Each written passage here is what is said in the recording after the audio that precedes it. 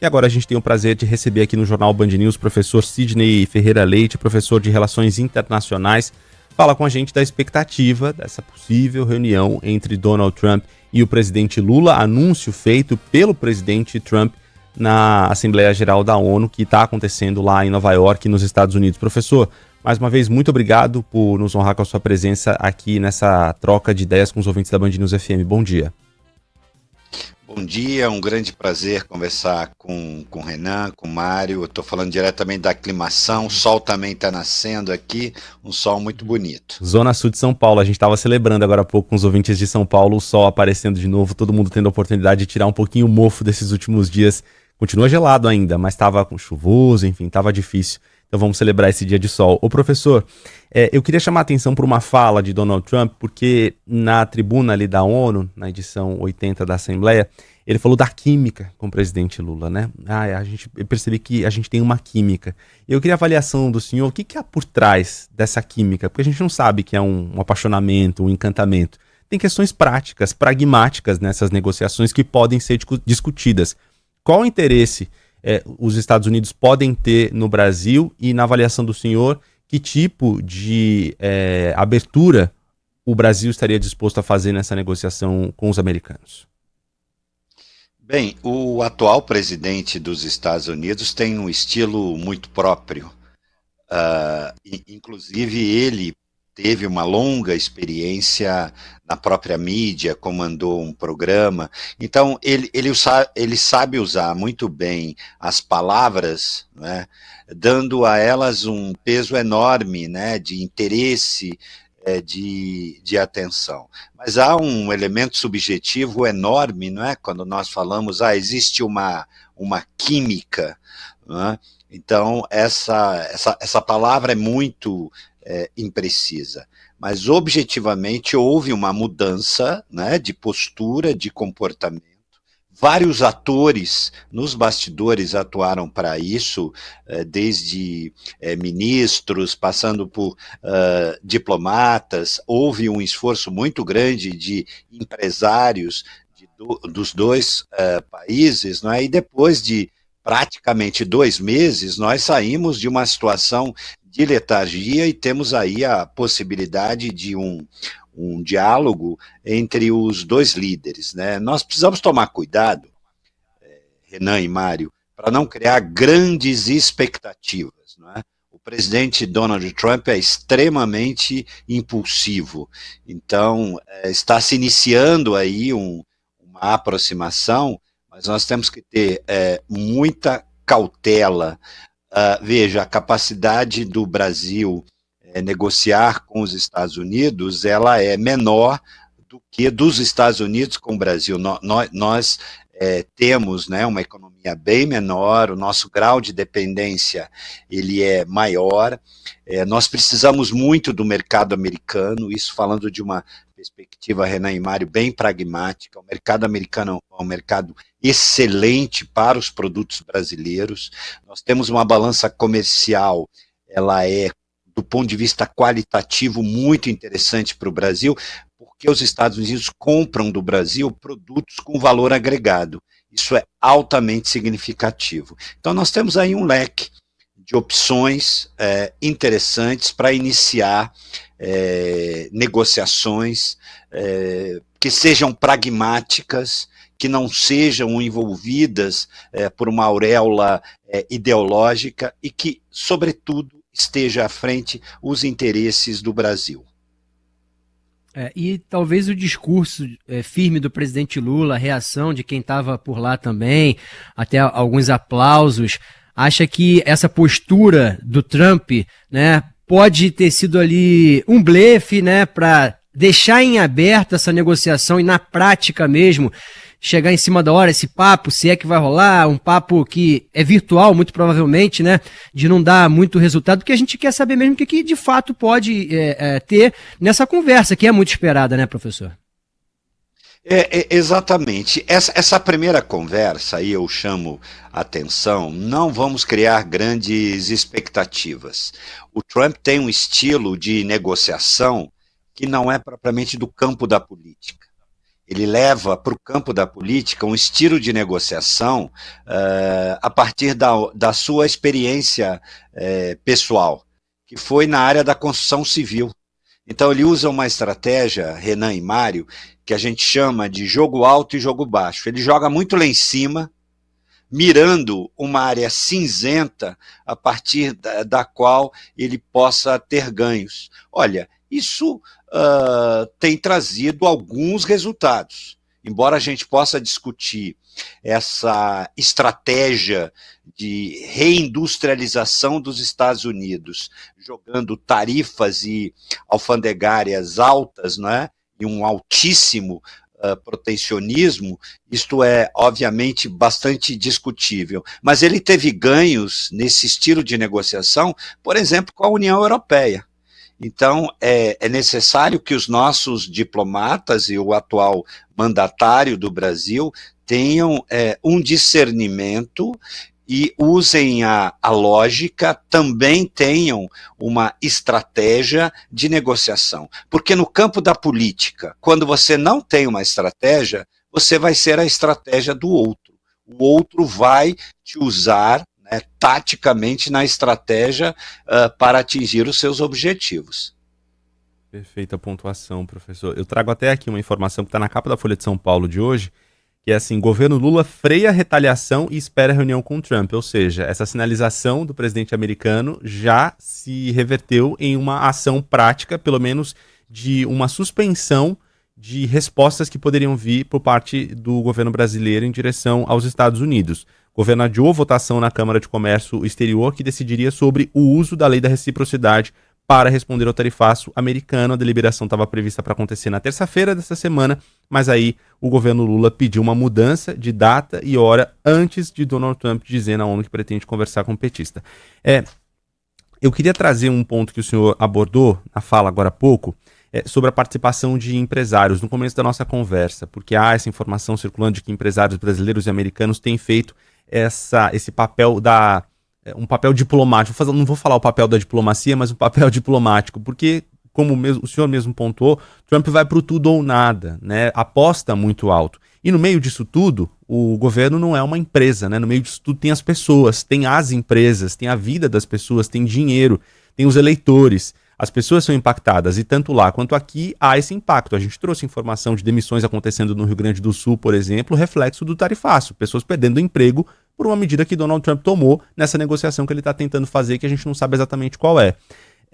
Que peso tem esses atores nesse papel diplomático que talvez não seja o esperado, o tradicional da diplomacia para resolver conflitos entre os países, que são esses atores como os empresários? Como é que eles entram nesse jogo da negociação? Veja, a diplomacia contemporânea, ela incorporou não apenas os empresários, não é, na chamada diplomacia empresarial, mas também as organizações representativas da sociedade. Então, Trump, Lula são dois atores tradicionais, não é, do campo diplomático, mas que no mundo contemporâneo só esses dois atores não conseguem dar conta de uma complexidade muito maior, as quais, inclusive, você teve a oportunidade de destacar, não é, na elaboração da sua pergunta. E é claro que quando falamos de Estados Unidos e Brasil, minha área de especialização, é minha tese de doutorado, eu estudo esse tema há mais de 20 anos. Os Estados Unidos é um parceiro estratégico para o Brasil, de trocas de conhecimentos na área, por exemplo, da educação, trocas de tecnologia, e objetivamente, eu acho que talvez o mais importante nesse momento é que mexe com a vida das pessoas. Preços irão subir, empregos irão desaparecer. Nós temos empresas brasileiras que 30%, 40% de sua produção exatamente para o mercado externo e para o mercado norte-americano. Isso não se resolve da noite para o dia. Eu vi, inclusive, alguns colegas dizendo é uma oportunidade para a gente diversificar os nossos parceiros. Eu vou dar um exemplo bem objetivo. Vamos falar da laranja. O Brasil é um importante exportador de laranja para os Estados Unidos. E tem aí uma base cultural para isso. Os americanos todo dia bebem muito suco de laranja, desde a hora que acordam no seu café da manhã. Então, não é fácil você desenhar aí, agora vamos exportar laranja para a China. Isso significa que nós vamos mudar os hábitos dos chineses de deixar de tomar chá para tomar a nossa laranja. Então, essas relações comerciais, elas também são relações construídas, urdidas, em termos de identidades culturais, de complementação. Então, é estratégico que, neste momento, Renan e Mário, a postura brasileira, seja do nosso presidente, do nosso corpo diplomático, dos empresários, das organizações da sociedade civil, seja pautada em dois momentos cruciais da história da política externa brasileira. Início dos anos 60, a política externa independente. Nós não aderimos a lados, né? Nós projetamos os nossos interesses. E um outro momento, já nos anos 70, pragmatismo, uma política pragmática, mas também responsável. Por exemplo, foi o momento que nós nos aproximamos da Alemanha, nos aproximamos do Japão. Nós precisamos resgatar esses dois momentos extremamente auspiciosos da história da nossa política externa, deixar as bolhas ideológicas em segundo plano, interesses imediatos eleitorais em segundo plano e lutar exatamente para traduzir as relações comerciais em desenvolvimento para o Brasil. Relação comercial, relação até de turismo. Eu vejo muita gente até... Tem uma filha de 13 anos, né? E aí, às vezes, não tem todo o discernimento que tem o senhor, pela experiência, a gente aqui, mas ela fala, pai, diante de tudo isso, será que vale a pena mesmo, por exemplo, ir a Disney ou a Euro Disney? Tô vendo lá que tem uma dificuldade dessa relação Brasil-Estados Unidos. Isso também impacta em outras situações, tirada de visto, né? Embarrear algumas entradas e saídas entre os dois países. Isso também faz uma animosidade, né, entre as nações. Sem dúvida, você tocou num ponto muito importante, o turismo, né? Nós temos aí uma balança comercial muito desfavorável nesse aspecto. Os brasileiros têm nos Estados Unidos um destino turístico, especialmente a Disney, a Flórida. Eu, pessoalmente, acho que não são os melhores lugares para se ir aos Estados Unidos, enfim, há outras opções muito mais interessantes, mas nós recebemos poucos turistas americanos, ou muito menos do que poderíamos. Então é um campo para se avançar. Renan e Mário, o Brasil pode crescer muito numa área que a gente dá pouco valor, a economia criativa. Nós temos uma música popular maravilhosa, nós temos um turismo praticamente em todas as áreas de turismo. E a gente investe muito pouco em economia criativa. E os Estados Unidos seria um desses alvos, né, da economia criativa. Eu, como cidadão brasileiro, não me conformo que o nosso país seja apenas um exportador de commodities. Nós temos um horizonte de inserção no mundo contemporâneo muito maior. E nesse sentido, eu não tenho dúvida, os Estados Unidos continuam sendo um parceiro estratégico.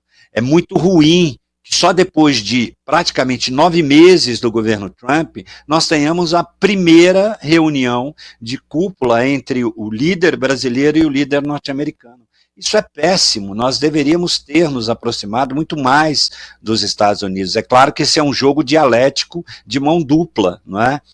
Porém, nós não podemos ver os Estados Unidos como adversário. Lembremos, Trump é um presidente de um Estado democrático. Logo, logo, ele será uma página do passado. Líderes políticos são como ondas. Parecem muito poderosas, gigantescas, mas elas vão chegar na areia e vão virar espuma. A nossa relação com os Estados Unidos é uma relação de 2 séculos. Não pode ficar obliterada, né, por conta de um presidente intempestivo, narcísico. Então nós precisamos ampliar o nosso sistema de referências e é auspicioso que tenhamos aí o primeiro encontro entre os dois líderes. E professor, para a gente se encaminhar para o encerramento dessa nossa ótima conversa nesse sábado de manhã, eu queria uma avaliação do senhor de perspectiva mesmo, até quando ou até que ponto a gente vai ver força ainda, tração por parte dos Estados Unidos, paciência dos americanos, do empresariado com as ações de Donald Trump? Porque a gente está falando da nossa relação, a relação com o Brasil, as ações dos Estados Unidos voltadas para cá, mas quando a gente olha no panorama global, Donald Trump está atirando para todo lado. Tem taxas, tarifas sendo aplicadas para vários países, relações, ele mesmo se vangloriou de ter encerrado conflitos em diferentes regiões do mundo, e internamente também, trago um destaque aqui numa canetada só, ele mudou o valor de atualização de um visto de trabalho para as pessoas que vão para os Estados Unidos, profissionais especializados. Esse valor era de $10 mil por ano e saltou para 100 mil. Isso vai ter um impacto no mercado de trabalho americano dessas pessoas que vivem lá, inclusive para os brasileiros, mas muita gente de outras regiões, como da Índia, da Europa. Até que ponto as pessoas estão dispostas a entrar nesse jogo de Donald Trump de ir pro tudo ou nada em todas as medidas que ele toma? Ótima questão. Posso te responder objetivamente. Os Estados Unidos é uma democracia e os políticos são avaliados nas urnas. Ano que vem teremos eleições nos Estados Unidos, eleições de meio de mandato. Parte da Câmara dos Deputados, do Senado, vai ser atualizada. Este vai ser um momento extremamente importante para a gente avaliar a resposta do cidadão, da cidadã americana a este modelo de governo altamente intervencionista, não é, que está reconfigurando processos, cadeias produtivas de uma forma muito mais tática do que de um planejamento sistemático. Então, eu te respondo o até quando, até as próximas eleições do Legislativo americano.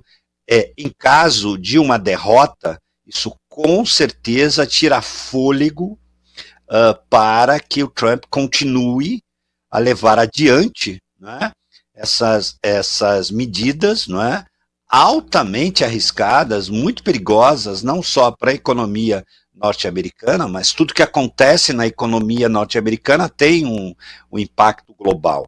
Então eu respondo objetivamente, precisamos aguardar até as eleições legislativas, e já há uma expectativa de derrota dos republicanos, tanto na Câmara dos Deputados quanto no Senado. Isso necessariamente não vai significar que o Partido Republicano vai perder a maioria, mas uma derrota, né, nas urnas, nas eleições legislativas, sem dúvida, vai ser aí um antes e depois para o atual mandatário dos Estados Unidos. Um papo bem esclarecedor. Te agradecer, Sidney Ferreira Leite, professor de Relações Internacionais, nessa conversa com a gente aqui, acima de tudo, com os ouvintes. Até uma próxima oportunidade. Um abraço. Um abraço, um forte abraço para todos os ouvintes da nossa Rádio Band News. Obrigado, professor. Agora são 7 horas e 51 minutos.